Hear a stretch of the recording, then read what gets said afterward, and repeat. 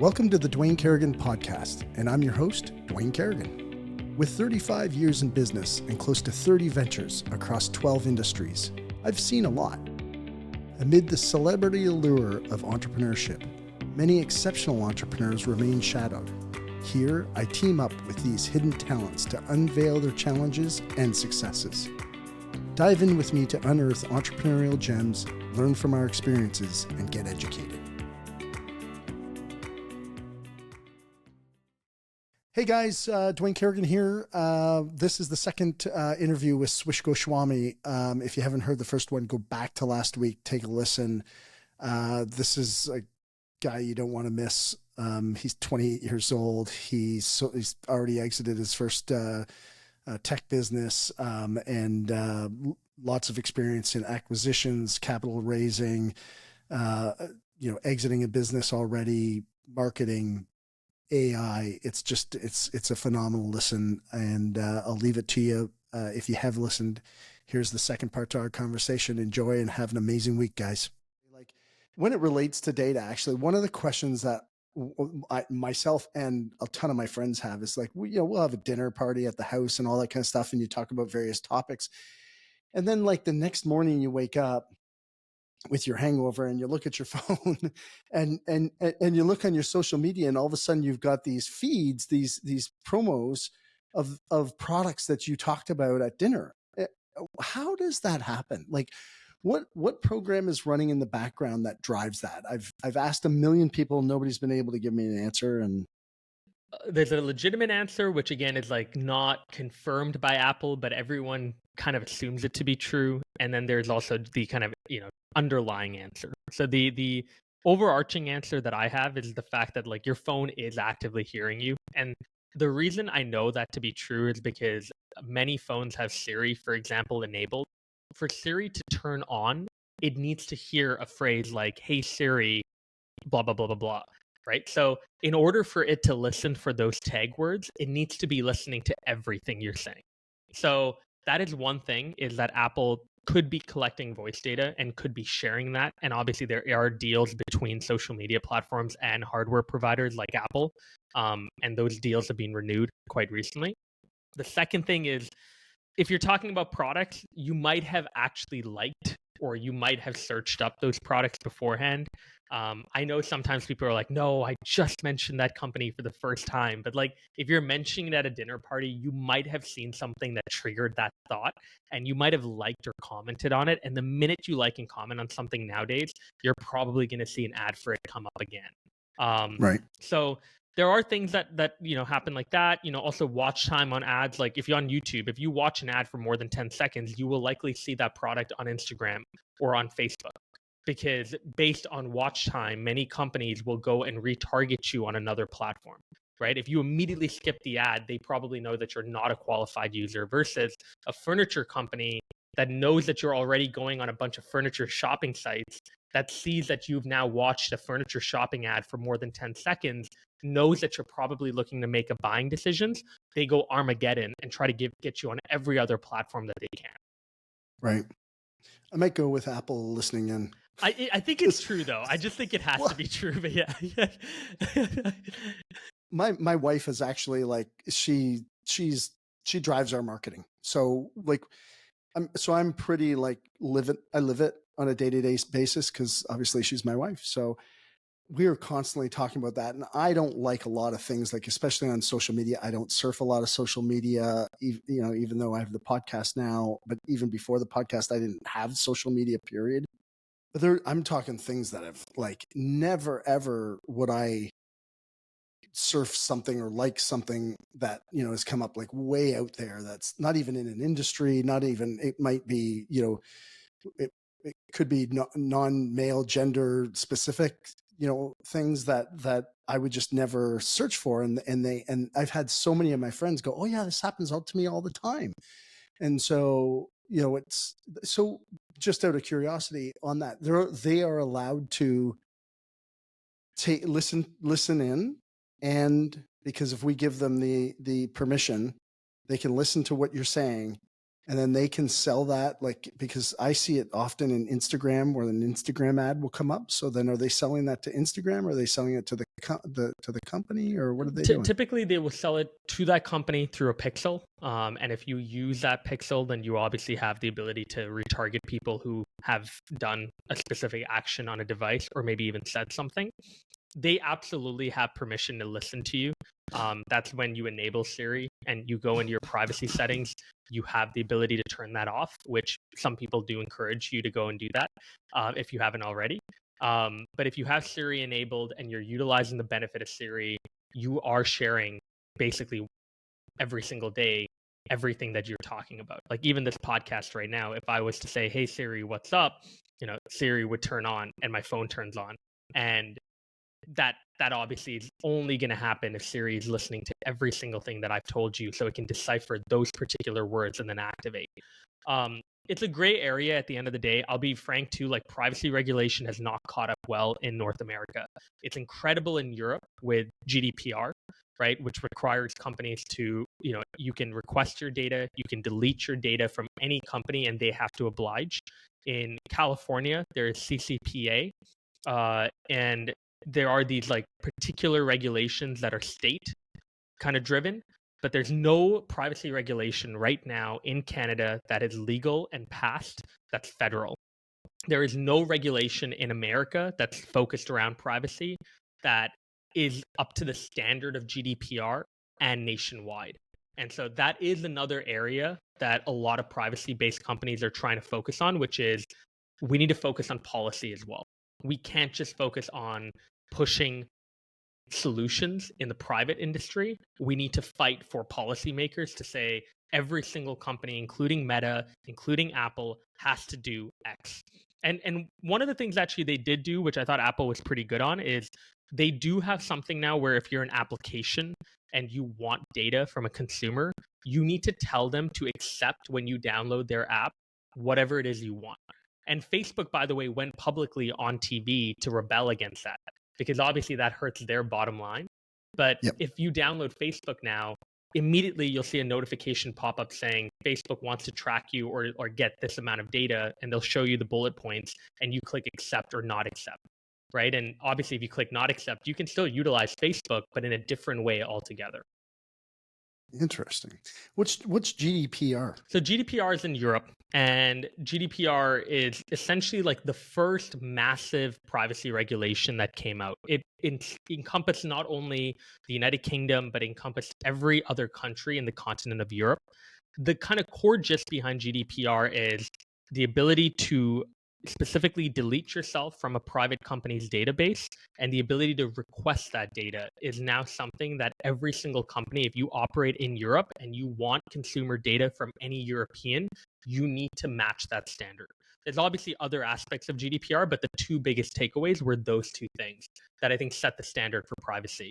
GDPR is going through a review process actually right now, and they're looking to add even more upon it, which is great. The hope, obviously, is that GDPR will become global, meaning that standard of privacy will be taken to North America, to South America, to Asia, etc.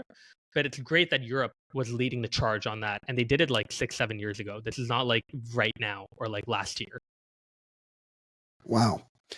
I mean, it's obviously some legislation that we need in North America. I mean, I can't believe we're so far behind the cause or the pace on this. Like it makes me think when you're talking about that stuff, where does this go to from a marketing perspective? And you're a marketing guy. That's your original kind of thing.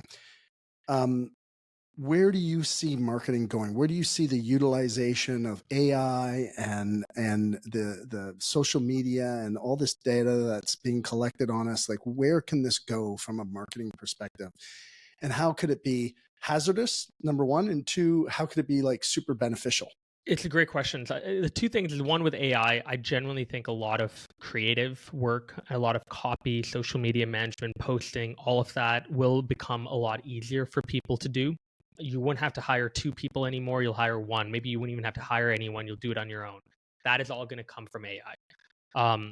When it comes to data, obviously there's going to be an apocalypse of some kind when it comes to data, right? Meaning you're not going to be able to get the type of data as a marketeer that you were able to get 10 years ago anymore.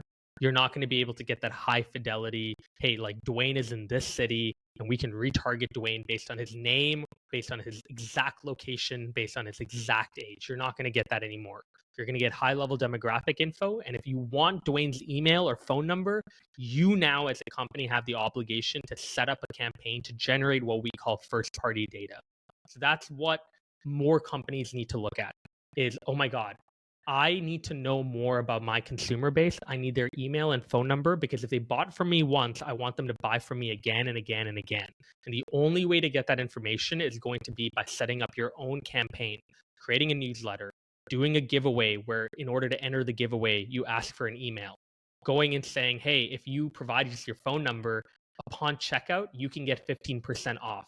Those are the tactics that you can utilize as a brand to get first party data and build a real connection with your audience beyond even just social media. And that's I think that's the imperative of companies to do that on their own. So as you were saying that, I was thinking to myself, like, okay, if we drove this down, like, what would you recommend? I'm just going to pick an industry where pretty much everybody utilizes is the restaurant industry. If you had a restaurant and you wanted to create this kind of thing with your clients, how would you go about doing it? I guess I'm looking for some free advice for our listeners or for them to just kind of maybe think about, and relate it to their industry. But how, if you want to really start to intensify the relationship between you and your customer, in an online social media kind of standpoint, how would you implement that in something like a restaurant? I have 4 tips. I mean, quickly, like I think dumpling stores, by the way, one of my favorite ones is called Mother Dumpling here in Toronto. They do it where they give you a card and they stamp the card depending on how many times you come back and you get a reward at the end, right? So it's like, oh, come back 10 times, your 10th meal is now free, no matter what you order, if you come back again and again and again. The simplest form of marketing. You could, by the way, not even do it with a physical card. I know these days people lose everything they're given. If you wanted to do it virtually with a digital card, do that as well, right? Hey, do you have a loyalty card with us? You can build a loyalty card literally in 2 minutes using any platform out there. Go and utilize a loyalty platform of some kind to build real loyalty with your customers and encourage them to come back. The second thing is, I think sometimes restaurants have really unique dishes that you don't want to share the secrets of those recipes. But I think a lot of the recipes at restaurants are kind of transferable, right? Like if you're especially a pub, for example, the way you make chicken wings or the way you're making your penne pasta, probably not that original. I would almost say, hey, do you want a take-home kit on how to make all of this stuff? We can teach it to you if you join our newsletter, right? Because a lot of people have a newsletter when they don't need to have a newsletter. They're not giving unique tips or advice. But if you actually want to give as a restaurant some sort of value back to your consumers, oh, like, hey, do you want to make this exact dish that you ordered back home? Well, we can tell you exactly what ingredients we utilize and show you a video through our newsletter. We do that once a month. Do you want to provide us your email? And now you have another way to be able to contact them in the future.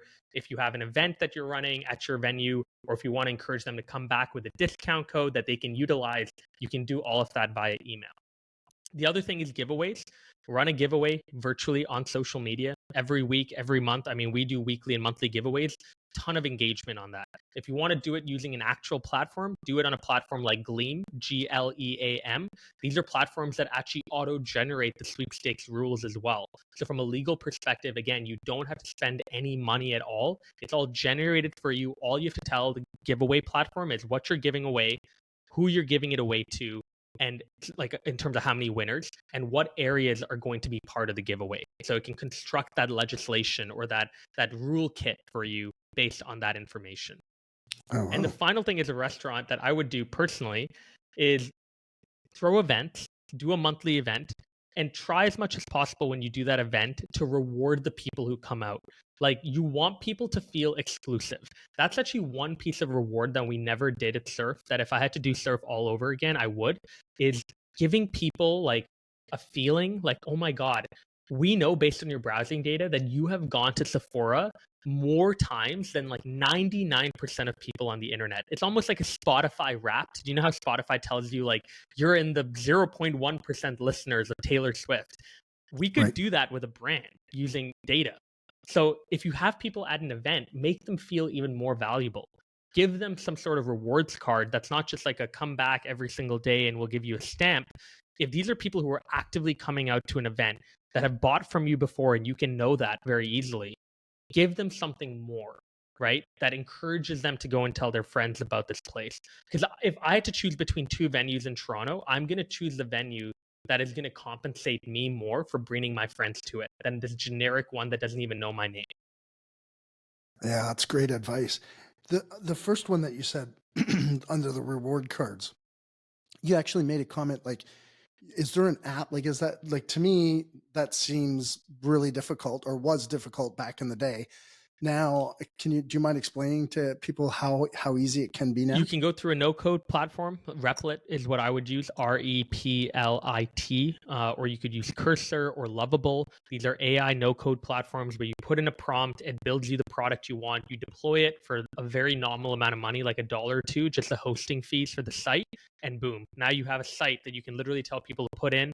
They put their name and information in. They show you the stamp with the QR code. You're ready to go.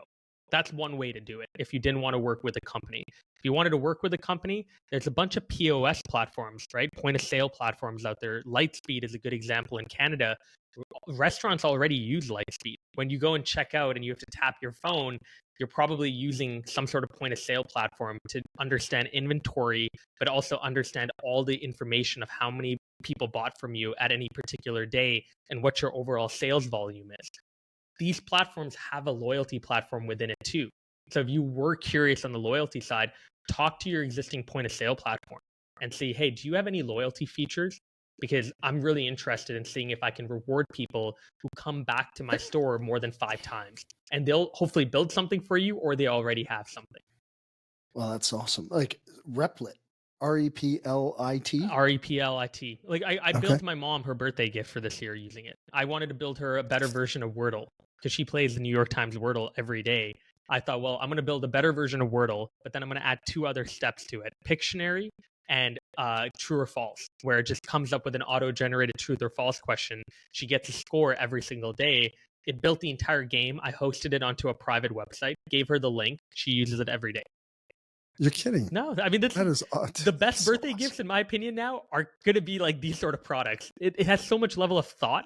It does take a bit of time to get it right. You know, it took me about 30, 45 minutes to like really give the right prompts and then give feedback on like, no, I don't like this. Change the color here. Make the questions better. This question didn't make any sense to me. Like it took a little bit of having to give the system feedback, but over time you can come up with a pretty cool product. Sorry, what did you make that on? Replit. You made that on Replit? Entirely on Replit. Okay, I gotta check. I've never even heard of Replit, so that's awesome. It's gonna change your world. It really is. So in what other ways could somebody use Replit in their business? Yeah, I mean, Replit, I think initially is made mainly for smaller apps. So yeah, like you have loyalty. You wanted to build games. If you wanted to build apps of any kind, I mean, Replit can build anything, right? Like anything technical. Obviously, it's like if it's very hard and sophisticated in terms of what you're asking for, you're not going to be able to get there. Like if I was like, oh, build me a identification tool for social media that tracks followers and engagement and impressions, obviously that data isn't publicly available. Like there's no public API anymore for Instagram. And if I'm asking Replit to do it, there's no way it's going to be able to do that because it can only tap into public information. But if I was to say, hey, I'm going to import, like build me a system where I can import a CSV of my own followers, and now you stack rank it based on follower count or location, it will do that. And it can do that very quickly for me. So you can import into Replit that customer information. So essentially, could you gamify, user feedback or visits from a clients that come into a restaurant, put them into a gamified process so they can, potentially compete for, discounts or free meals or whatever, and run those kinds of things on a more frequent basis. I love it. Yeah. Like a public restaurant leaderboard. I don't think I've ever seen someone do that, but if I was like Hunter's Landing and it's part of the Landing franchise in Toronto, like if I was Hunter's Landing or part of the Landing group, I would say, yeah, we're going to have a landing group leaderboard. And like, it doesn't matter which landing location you go to, you come, you eat, you spend money, we're going to be putting you up on that leaderboard. And the more that you do it, at the end of the month, you pick a winner, the top 20, the top 25 get this reward. Yeah. And then, or they could go into a raffle and then, yeah, like that's cool. And you can do all that your own. All of that on your own. You can do all of that on your own. With these no code platforms are no joke, and they're only getting better and better.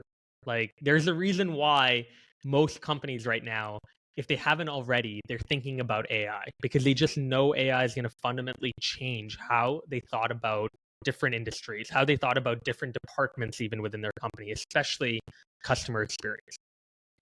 So since we're on that topic, then what other, like Replit is one, what are other like platforms like, so for like, as I'm hearing what you're saying, obviously you listen to a podcast, you take away some ideas and some thoughts, and then you see how that could fit into your business, and you try to allocate, somebody's time and resource inside the organization to, research it and all that kind of stuff. I'm kind of laying this out for the audience here. So no code platforms would be one thing, one thing that we're going to be Googling and doing some research on with AI and ChatGPT to figure out, how we could utilize that. What other platforms like that would you recommend that would help people in their business create customer experiences, customer satisfaction, even surveys, like all these kinds of things? There's so many tools that are, people just don't know they're available. I mean, most of the bigger tools, I will say, have an AI version now. Like even Typeform has a pretty good AI version. So if you're doing a survey and you wanted to come up with what the survey chain or like the flow of the survey would look like, you can immediately put in a prompt and it'll create the entire flow for you. For video generation, I was just talking to Heather about this actually. Like, look at Google's VO3, VEO3. It is a hyper realistic production tool. You put in a prompt, it will directly spit out a video at incredible realism. Like I had a friend who put in, make me a 1-minute video of a news anchor talking about what would happen if aliens invaded humans on Earth. And it was the most realistic video I've ever seen of a news anchor freaking out, showing a wormhole in the background.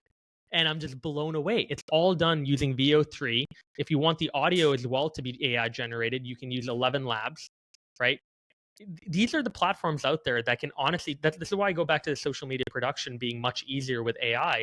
These are the platforms where if you can master them, and if you can even hire an intern or a young graduate to come in and just do the prompt engineering work that might take a little bit of time, you are going to be saving yourself so much time, especially a lot of money from having to hire a full-time graphic designer or video editor.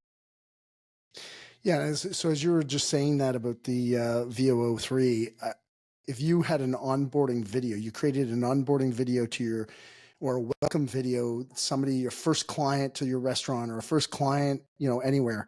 And it's like, send them a welcome video. Thank you so much for, and they could explain. I'm sure you could upload, your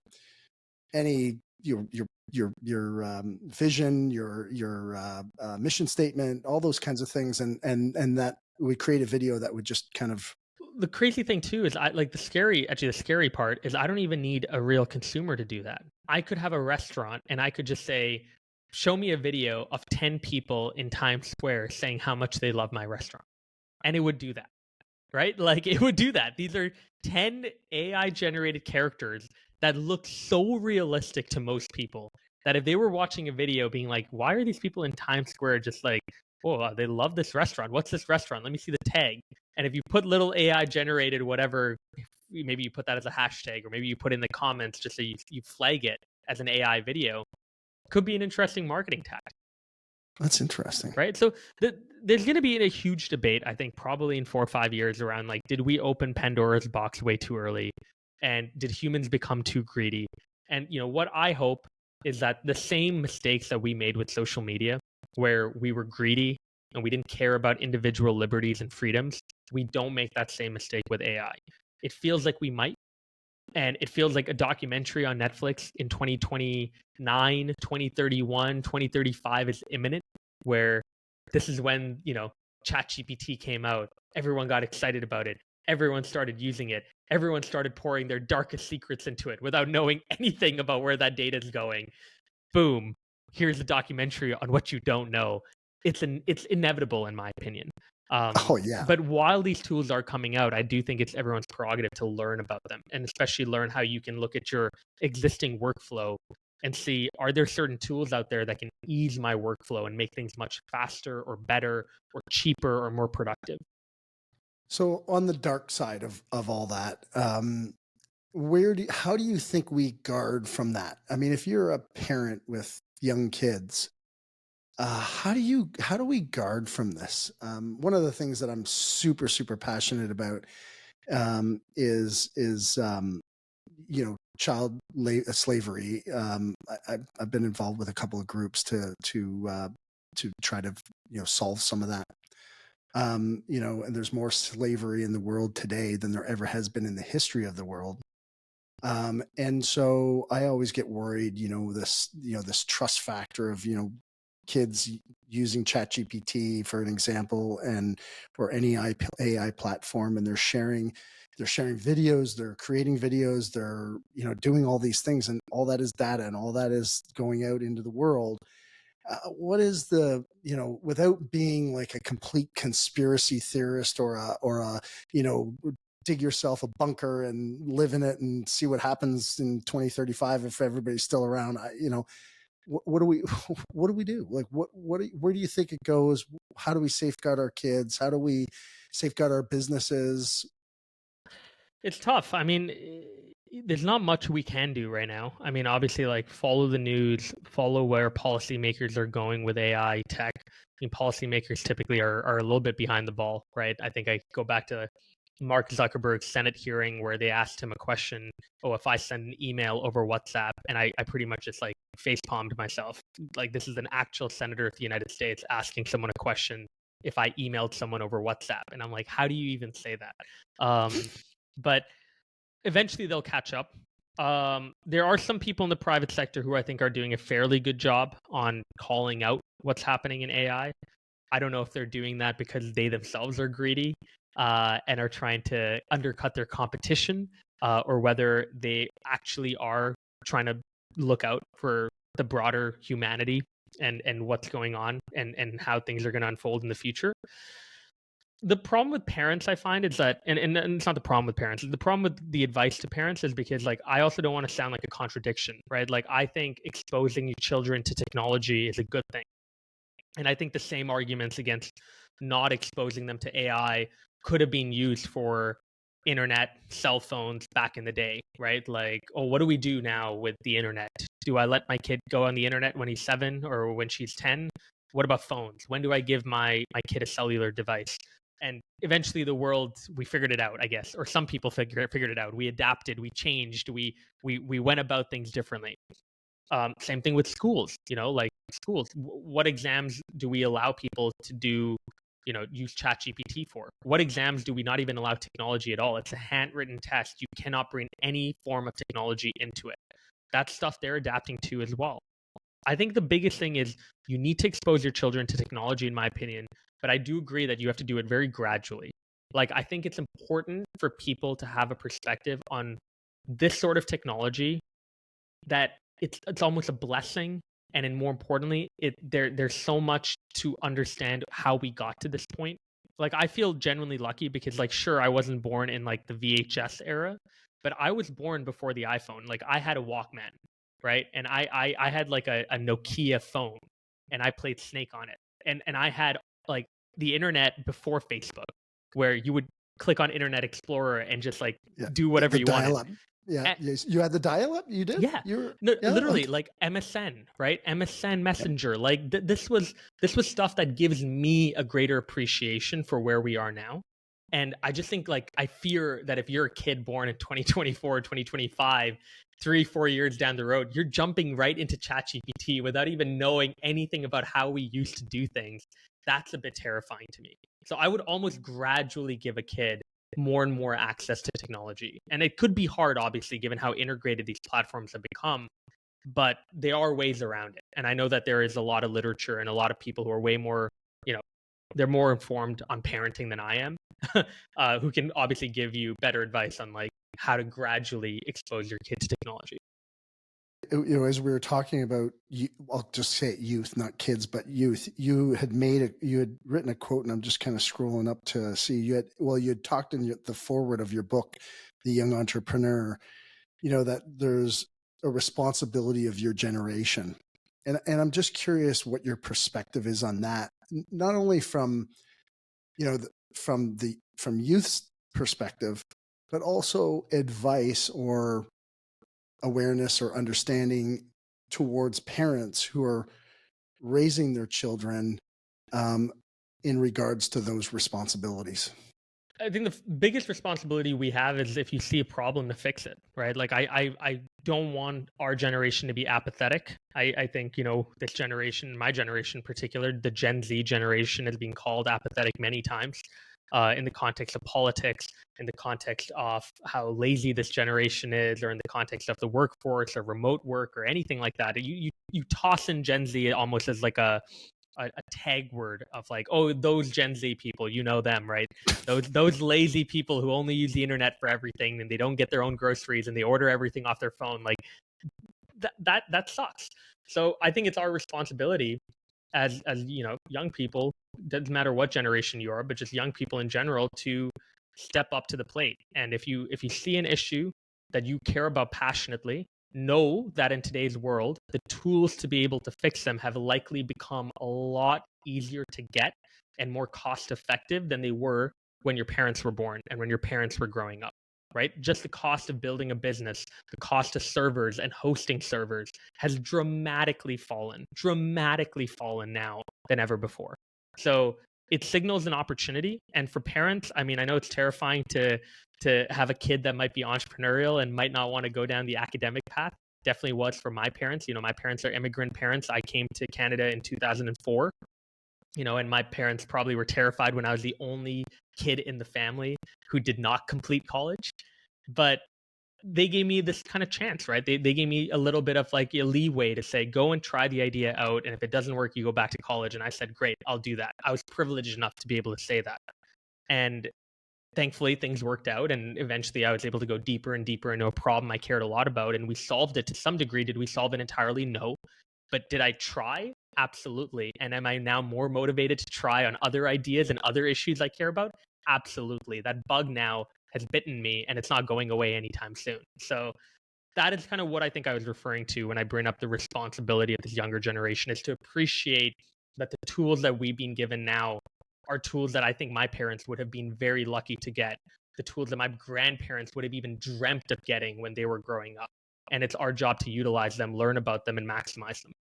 So there's a whole bunch in there to unpack, and I don't know which way. And I know we have a time constraint with you today, which is too bad because I could go on and on and on here. I mean, the first one to unpack would be, I think, I can't think of a generation where the parents or the grandparents, like one or two generations ahead, is like, I don't know about these kids these days. Like, and I hate to be like the old guy that says that. So I try to be very, very careful. It's like, to see both sides of it, because if I was 30 years younger, or even, 35 or 40 years younger, being a teenager growing up in this day and age, like, on the one side, yeah, it's a little fearful, but it was fearful. We were going out, parents kicked us out the door and we didn't come home until the streetlights came on, and, so there's just different levels of fear, obviously. But there's always been that common theme of this misunderstanding of the next generation. And I think as technology evolves, we're probably going to see more and more of that in a much more, widened range from the perspective basis. But the other piece that I would really love to just kind of dive in with you, because we probably only have another few minutes left here, but is entrepreneurship. Obviously, like, entrepreneurship is like, I mean, my whole life is like, has been a reward of entrepreneurship. And I'm a serial entrepreneur, as most of the listeners know, for better or for worse. Sometimes I think I should have just went out and listened to my dad and become the CEO of some big company and taken a massive paycheck. because entrepreneurship is, it's a daunting life, and and sometimes you're up and sometimes you're down. I sometimes equate it to being like a bit of a gambler.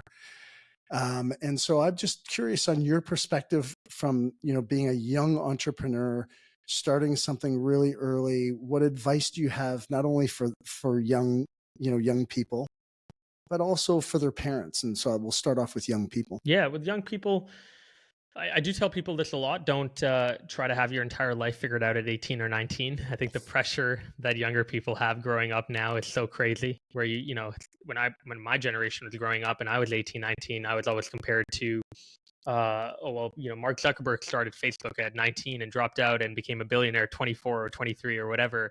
And now everyone in my generation was like, we need to do that or else we're a failure. And it sounds stupid, but like generally this is how people think. You go on social media and it only just perpetuates even more and more when you keep getting those headlines and you keep seeing those articles and you keep seeing those videos in front of you again and again and again, reminding you of, oh, you might be a failure even though you haven't even started. So I think the beauty of life is mystery. I tell people that a lot. If I had a button that I could click telling me what I'd be doing at 30, 35, 40, 50, 75, I would never click it.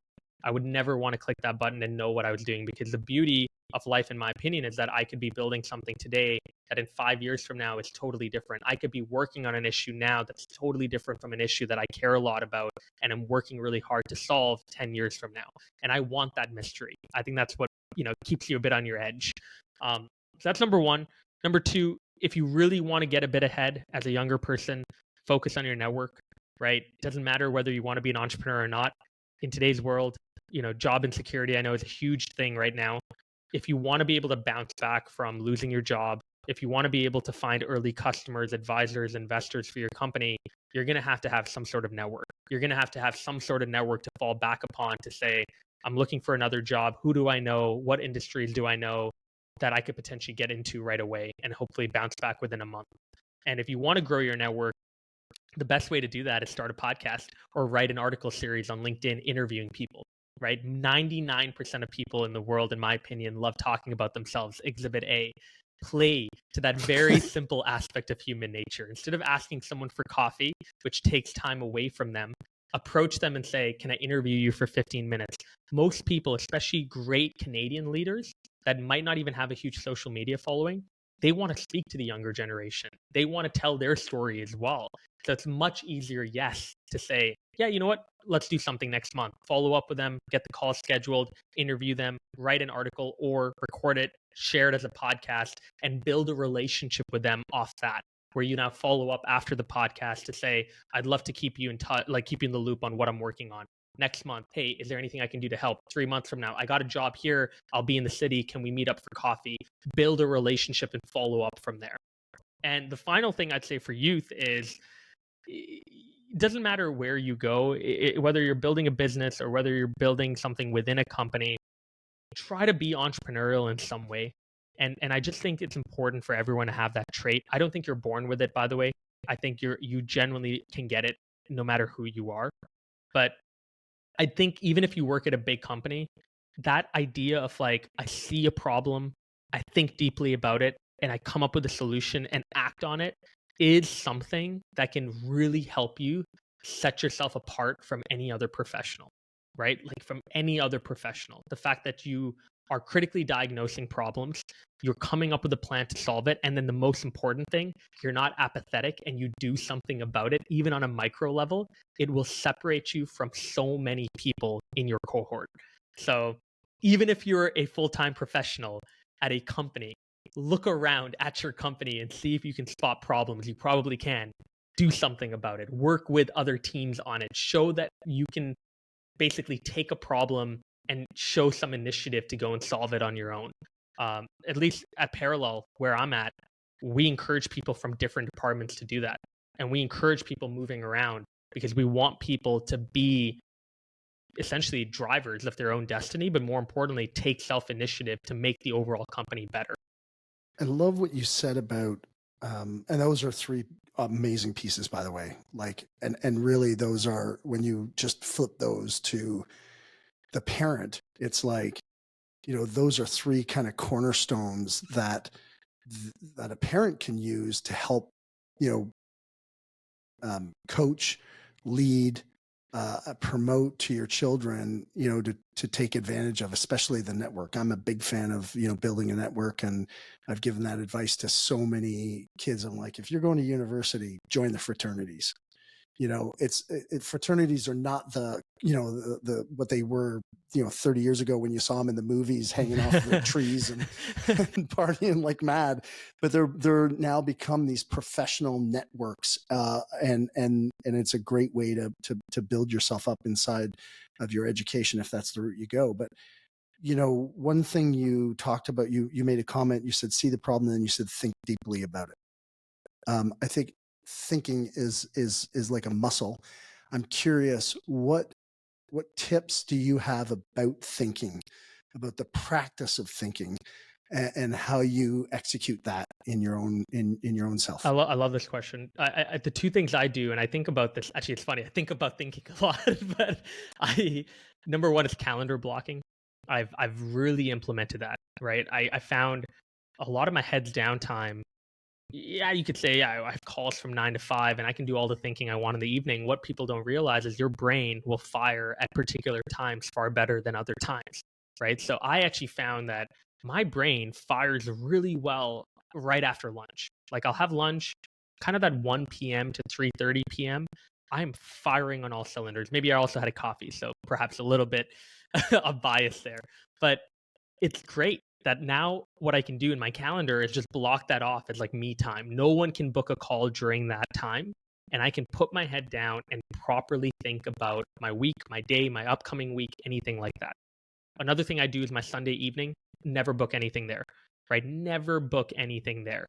Never book anything on a Sunday evening because I want to look at my entire calendar ahead.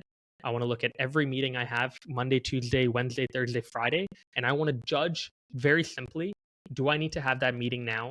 Can it be moved? What do I want to get out of it? And I actually write notes, by the way, for some of the important ones to make sure that I don't forget when I get into the meeting what I want to take away from it and what I want to share. So I feel super prepared going into the week. The second thing is when it comes to thinking, I do try to go back to first principle thinking a lot. I encourage my team members as well to do that. If you want to work with an influencer, let's say my head of partnerships, Fitch, he has this great influencer he wants to work with. Instead of just telling me, oh yeah, there's this guy, he's on YouTube, here's his channel, can I work with him? It's going to be $3,000. I tell him to put a one-page document together. Who is the person we're working with? What is the cost? What is the timeline of them getting their content out? Why are we working with them and not someone else? And what do you hope we achieve from it? Those are the 5 things I ask for in that document. And the reason I want him to write that doc out, it could even be a couple bullet points under each. I'm not looking for an essay. But the reason I want him to do that is because when you ask yourself why again and again and again, you go back to first principle thinking. And the beauty of having it saved in a document is that 7 months from now, if I look back at the campaign and I'm like, that was an utter disaster, Fitch, what were you thinking? I can go to that document he sent me and say, that's what you were thinking. That's why we made the decisions we made, which is great. Yeah, it's great for coaching. It's really the who, what, why, when, and how of thinking. Really, almost like is if somebody wanted to simplify that, in a gross way. Okay, last question. I think I got here. we can go a few minutes after if you want. That's not a problem. I'm taking you. Listen, this is an amazing interview. It's amazing content. I was going to say this at the end, dude. You're a beautiful soul. Like you really, really are. How you approach this, so egoless, and so enthusiastic and exciting in your expression of whatever you're talking about is phenomenal. So I really appreciate your time. Thank you. I'm thinking, and I could talk to you like I have a ream of things written here that we could just go on for at least another hour. But as you were talking earlier about entrepreneurship, and you gave us the 3 cornerstones there, the word risk popped into my mind, and I wonder what you say to a student or a parent who believes that, like, oh my God, you're not going to get an education. It's like, and don't get me started on that. I mean, if you're doctor, lawyer, yeah, you should probably get an education. If I'm having spine surgery, I'd prefer if you had an education. That would be amazing. But to be a business person, I mean, there's lots of education around us everywhere. But when it comes to risk and the mindset of risk and the what stops people from where they are to where they want to be, I'm curious what your perspective is on that. Two things. One, from a parental view, if I was to look at a high school student and I was okay, are you going to drop out of college or are you going to go and do college? The key question I would have is like, can this individual afford college? Because like, I think actually in Canada, we take it for granted that most people can't go to college, right? Most young people cannot afford to go to college in this country. And obviously by the way, payments are significantly lower than even the United States. So you can extrapolate the problem to North America generally. But if an individual can go to college, can afford to go to college, they don't know what they want to do, I always tell them, I'm like, go to college, right? Going back to what you said about networking, you'll have the time of your life in college, but hopefully you'll meet great people. The co-author of my book was actually my college best friend, Quinn. So Quinn. If I hadn't met him, wouldn't have had that opportunity to like get to know him, write a book with him, learn from him. He learned from me. He's a great entrepreneur. He lives in SF now. Like, that friendship went a long way. So that's one aspect, is like, if you can afford it and you don't know what you want to do, go and do that. If you can afford it and you do know that you want to drop out of college, take the risk for 1 year, see how far you can go, and then go back to college. My brother's graduating class in law school was 28, right? Obviously, he graduated at 25 because he's a nerd, but like, there's no age for education, right? Like, a lot of people go back. I heard the government of Canada, by the way, pays for education past the age of 55. So that's when I'm going back and I'm going to finish my education then, right? So that's another thing, right? Is even taking a year or two to go and try an idea out and see if it works. And if you can afford to go back to college, just go back and start where you finished. That could be the move for you. If you can't afford to go to college, you got to really think twice then about the risk you're taking, right? If you're taking loans out, then like you said, obviously if you're studying to be a lawyer or a doctor or a pilot, you probably need formal instruction. You absolutely should get formal instruction in order to get to where you want to be. But if the career that you want to get into does not require formal instruction, there is, like you said, so much DIY content out there. There are so many courses that you can buy online that are significantly cheaper than going into an actual formal institution. And there's a lot of, especially with business, figuring it out as you go. And that education you cannot take for granted either. So the risk is going to be a lot tougher there. I can't fully empathize with that because, again, that's not my scenario and where I grew up in. But I know that in today's world with a bunch of DIY content and like the amount of learning I had to do, I mean, I'm the only entrepreneur in my family ever. There was never an entrepreneur in my family before me, right? So I had no one to turn to in my family to figure all of this stuff out. And 99% of it, I had to figure out on the fly: how to raise money, how to manage a team. That was a critical one because it's tough to manage a team, especially during a pandemic. Oh, a pandemic happened. No one was prepared for that. What do? Everyone's remote now. Had to go and adapt on the fly. How to sell a company. All of this stuff, you can't learn it fully in books. You can't learn it fully from videos. You actually have to get into it and just try. Make mistakes, trust the team that you have, and go with the flow. That's great advice, man. Do you have a thought on failure though before we shut this down? Because I feel like you probably do. I don't know. This is maybe like an arrogant thing to say, but I feel like I'm so desensitized to it now. Like, almost because I failed so many times, like almost every day at something. I was talking to one of my friends. I feel like I always like having a long-term goal that I'm chasing, because that progress going up to that long-term goal is so fulfilling and it's almost addictive. Like, I was preparing for a 10K run. I've never done like a long-term, like a long endurance run ever. And that feeling of like the week before, 3 weeks before, a month before, the training that went up to it, the minute it happened, the first thing I told my friend, when are we signing up for the half marathon? Right? Like, I just need the challenge in my head to know that, oh yeah, the half marathon's in October. Great. Let's start planning now. Let's start trying to get and see if I can even get up to that pace that I want to get up to for the half marathon. So that's the way I view it. It's like, challenge is a blessing. I would rather be in a situation where I fail 1,000 times than one where I fail once, just because I know that the learning that comes from failure is obviously going to make me better in the long run. Does it suck? Obviously, it does. It makes you feel crappy. There are days where maybe you don't want to get out of bed because you failed that bad. Maybe people make fun of you. But over time, if you treat failure almost as like an attempt at doing something, and you feel good that you at least took the initiative to take time out of your day to do something about whatever it is you cared about, that's big. And that's kind of what I live by, is that motto of like just being constantly in motion. And I feel very happy just being in that mode. Yeah, I love that, man. I can't thank you enough for being on the podcast. I was going to ask you this. I'm going to put you on the spot online, but we're putting together a panel of young entrepreneurs, and I would love for you to be on that conversation if you have time for it. I would love to. You don't have to say yes or I'm whatever. Committed. But, I'm pot committed. But I would love to, because I mean, entrepreneurship just means so much for me. Like, it's everything I have, every relationship I own in my life is a byproduct of entrepreneurship and how I started this. And, at 16 years old, starting my first real business. And so I'm so grateful for it. And it's the reason why I do the podcast, is so that, we can introduce people like you to people out there who are, along the path, get stuck, or, maybe get narrow-minded thinking, and, we've done it this way for so long or whatever. And this, this sharing of story allows us to see a different perspective, see it from a different light. And that's how we grow ultimately. And that's why I do the podcast. This is why I don't sell advertising on this thing. I don't monetize. Like, this is the worst business strategy of a business podcast that you could possibly find. It's like, so I foot it out of my own pocket, because I just am so it's inspiring for me to be able to spend time with somebody like you who has so much to offer.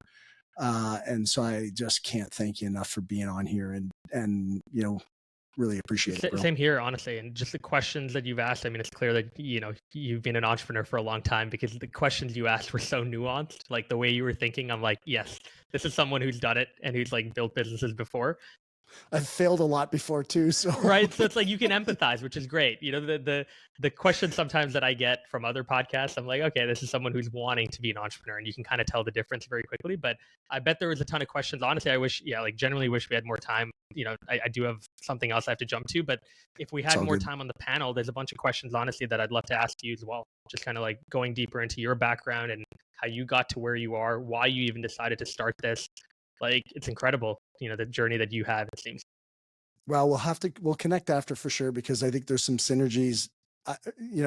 Thank you so much, Swish. It's awesome to have you on here. It's my honor to meet you. Same here. And I hope this is not an end of our journey, because I'm so wildly impressed with kind of what you've done and what you're doing. Thank you. More than anything, and probably what you're about to do in the future. So congrats, brother. Appreciate it. Thank you. All right. Thank you so much for being on.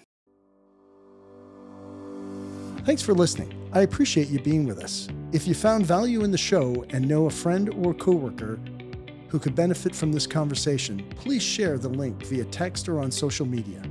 Remember, each share creates a ripple effect of knowledge and inspiration. And if this podcast has supported you in any way, please support us by clicking the follow or subscribe button. It helps us to improve the delivery of top quality content moving forward. The views, information, or opinions expressed by guests during the Dwayne Kerrigan Podcast are solely those of the individuals involved and do not necessarily represent those of Dwayne Kerrigan and his affiliates.